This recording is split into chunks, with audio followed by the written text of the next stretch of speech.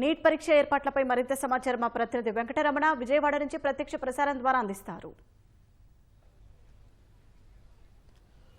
వైద్య విద్యా కోర్సుల్లో ప్రవేశాల కోసం దేశవ్యాప్తంగా నీట్ పరీక్ష ఇవాళ కొనసాగుతుంది. రాష్ట్ర వ్యాప్తంగా ఈ నీట్ పరీక్ష రాసేందుకు గాను విద్యార్థులకు ఎలాంటి ఇబ్బందులు కలగకుండా రాష్ట్ర ప్రభుత్వం ప్రత్యేకంగా ఏర్పాట్లు చేసింది. రాష్ట్ర వ్యాప్తంగా చూస్తే కనుక మొత్తం 65,000 మంది విద్యార్థులు ఈ పరీక్షను ఇవాళ రాస్తున్నారు. మొత్తంగా చూస్తే కనుక ప్రతి జిల్లాలో కేంద్రంలోనూ అలాగే సమీపంలో ఉన్నటువంటి నియోజకవర్గ కేంద్రాలను కూడా వీలైనంత వరకు అభ్యర్థులు ఎవరు ఇబ్బంది పడకుండా విద్యార్థులకు సౌకర్యవంతంగా ఉండేలా రాష్ట్ర ప్రభుత్వం ప్రత్యేకంగా ఏర్పాట్లు చేసింది.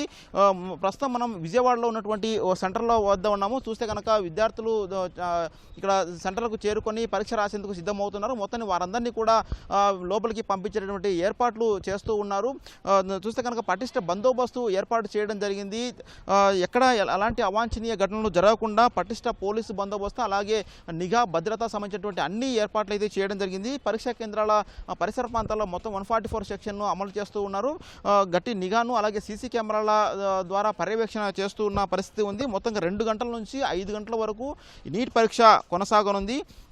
3 గంటల పాటు జరిగేటటువంటి ఈ పరీక్షలో విద్యార్థులకు ఎలాంటి అసౌకర్యం కలగకుండా పరీక్ష కేంద్రాల లోపల కూడా అధికారులు ప్రత్యేకంగా ఏర్పాటు చేశారు. ఈ స్క్వాడ్లు కూడా తనిఖీలు చేస్తూ ఉన్నారు. పరీక్షకు వెళ్లే ముందు ప్రత్యేకించి విద్యార్థులు అందరూ కూడా క్షుణ్ణంగా తనిఖీ చేస్తూ ఉన్నారు. హాల్ టికెట్తో పాటు ఆధార్ కార్డు అదేవిధంగా ప్రభుత్వ గుర్తింపు ఉన్నటువంటి కార్డును మాత్రమే అలౌ చేస్తున్నారు. అవి ఉంటేనే లోపలికి అలౌ చేస్తున్న పరిస్థితి ఉంది.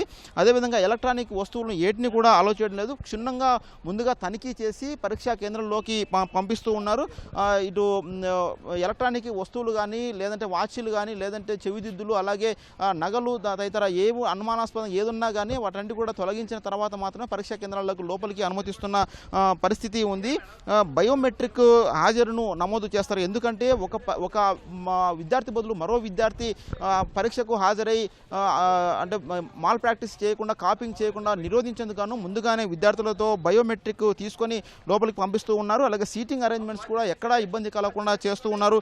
ఇటు చూస్తే కనుక మొత్తం పరీక్ష మొత్తాన్ని కూడా వీడియోగ్రఫీ చేయనున్నారు. అక్కడ అరేంజ్మెంట్స్ ఏంటి అక్కడ చేసిన ఏర్పాట్లు అదేవిధంగా భద్రత సంబంధించినటువంటి పరీక్ష జరుగుతున్న తీరు తదితర అంశాలను కూడా వీడియోగ్రఫీ ద్వారా చేయనున్నారు. కంట్రోల్ రూమ్ను ఏర్పాటు చేసి ఉన్నతాధికారులు ఎప్పటికప్పుడు తనిఖీ చేస్తూ పర్యవేక్షిస్తున్న పరిస్థితి ఉంది. ప్రత్యేకంగా స్క్వాడ్లు కూడా ఏర్పాటు చేసి పరీక్షా కేంద్రాల్లో దానికి సంబంధించి ఏర్పాటు అయితే పర్యవేక్షిస్తున్న పరిస్థితి ఉంది.